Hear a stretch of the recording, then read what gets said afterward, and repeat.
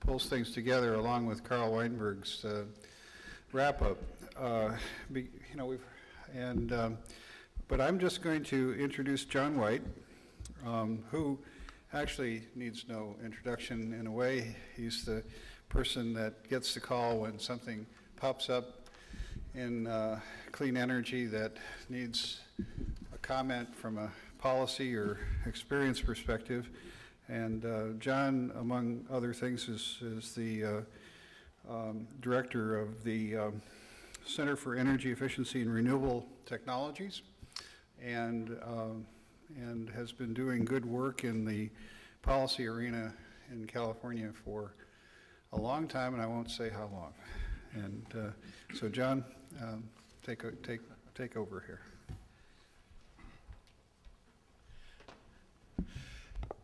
Thank you, Jerry.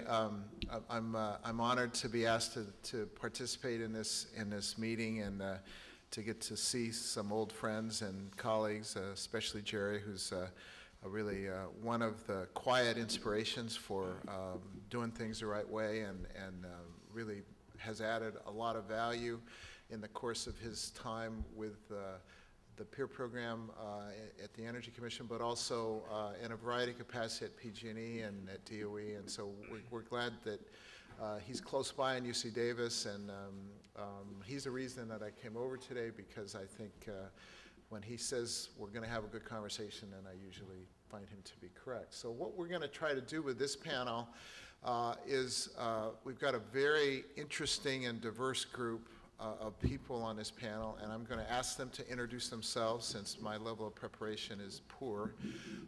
And what I think we'd like to do is, we've had a very interesting day so far. I haven't been here, but I've been given a little briefing on the conversation set through part of the last panel. And I think what the challenge before us now is that we have begun the fundamental transformation of our electricity and energy system. We have decided that we're going to do this.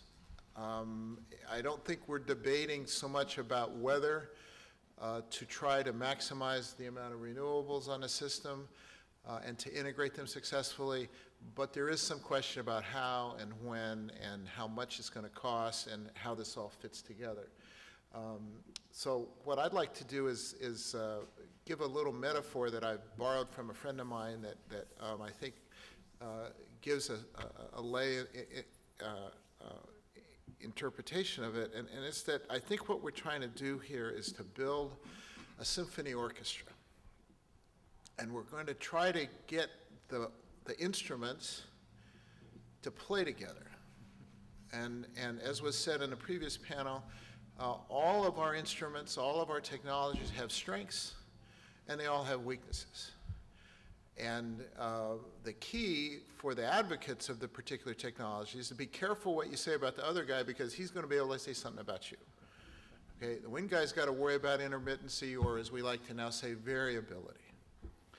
PV also has that issue. PV is very popular now because it's so cheap, but PV has some disadvantages also, particularly when you start doing it on a very large scale. Solar thermal, which I'm going to be here and talk about on Thursday, is a technology that is sometimes being laid to rest as past its time, too expensive, too complex, but in my opinion, a very important anchor for the portfolio. Geothermal also often overlooked because it's complicated, it has risks associated with this development that the other technologies don't have, but it's a baseload resource that can very nicely replace coal and has therefore a lot of interest to us in California. The other thing that we have to think about is how do we make this all work together? And this is where the distributed resources become important. I'm glad to hear we have somebody from Southern California Gas on a panel, because I think the thermal technologies, both solar thermal as well as CHP, have been often overlooked in our rush to do the RPS. And so we need to get back to thinking about gas and electricity both, and not just electricity, because the thermal savings that we can do are very cost-effective, very important, maybe a little complicated to get at. And then there's the knitting together of the technologies with the grid and the innovations that we're going to have to deal with both the variability of the generation, but also the variability of the demand. Because as we start to do electric vehicles and plug-ins, we're going to be introducing more variability on the demand side as well as variability on the generation side, and that means we're going to have to be a lot smarter.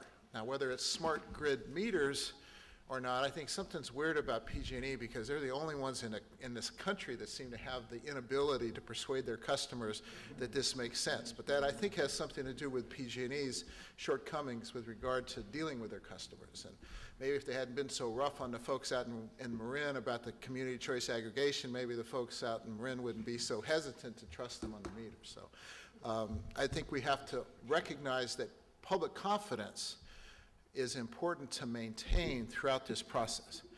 And if we make big mistakes, there's a danger that we're going to lose ground and momentum. So I'm really glad to be part of a meeting where the research community is coming together with people in the business community that can offer pathways for solutions, learning as we go, but from our experience and being always sure that there's I've been spending a lot of time on wildlife issues in the desert, so I'm very hip to the idea of connectivity between and among habitats. And what I'm finding is this is a very important principle in biology, but it also needs to be an important principle in bureaucracy, which means that we got to have the agencies talking to each other and talking to all the people that they're dealing with and listening and opening up their ears, as the teachers used to say, open up your ears and listen.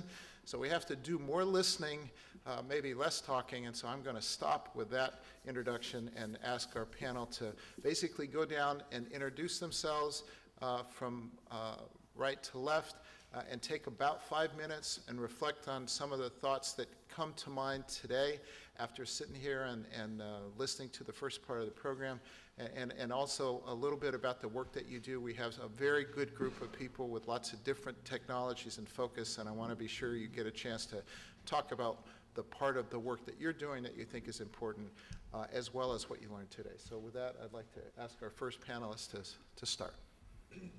Thank you. My name is Guy Molsater.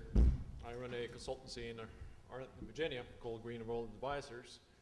But on top of that, for the last 11 years, I've been part of a company called Sway in Norway, which is an offshore wind technology company, which I've developed 2 particular patents. It's a floating offshore tension leg spar upwind platform. That may be a little technically challenging to explain, but it's essentially a floating bottle with an anchor on it. And the other technology is a downwind floating bottle, also anchored, and also in a turbine development. And presently, Sway back in Norway is working on a pilot 10 megawatt unit, gearless, 10 megawatts, which it received $23 million in grants from the Norwegian government for. So why am I saying this? Well, I've lived 10 years in this state, and if there's an interest in this state to see the offshore wind potential that was well explained a little bit earlier developed, I would like to see California tap into some of that potential. And given the challenges with the continental shelf, which is so deep here, I think floating wind is likely the only option that's going to release it. If you get too far to the California coast, I think there's going to be some NIMBY issues. And the further offshore you can go, the better the winds are. The higher you go, the better the winds are. And you should be able to get capacity factors in the 45 to 50% range in the offshore. We know this to be true in the North Sea and in the Atlantic. And there's major efforts on the East Coast at present for floating solutions, primarily Maine. So last year, I got into contact with NREL and Lawrence Livermore, and together we have crafted an idea to demonstrate a small-scale 1 to 6 unit 1:6 scale unit in California. We're still in the evaluation